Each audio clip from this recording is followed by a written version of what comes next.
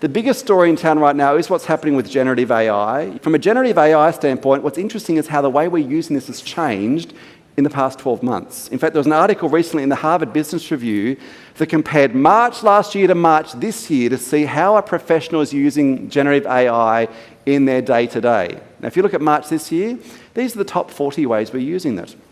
And you notice the top few there are all about soft skills, coaching you.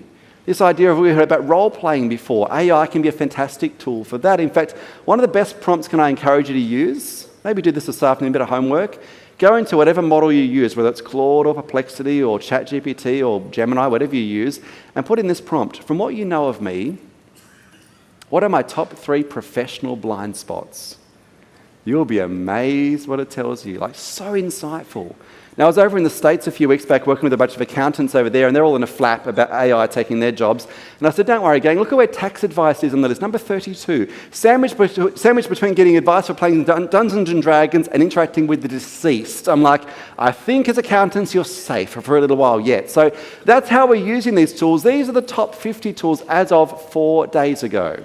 This is changing all the time. And if you've got any teenagers in your world, you need to know about number 5. Because number 5, high school kids all know about right now. It's one called Quillbot. Because what they'll do is they'll get Gemini or ChatGPT to write an essay or an assignment, but they're not idiots. They don't paste that content in as their assignment. They paste that content into Quillbot. Quillbot rearranges all the words.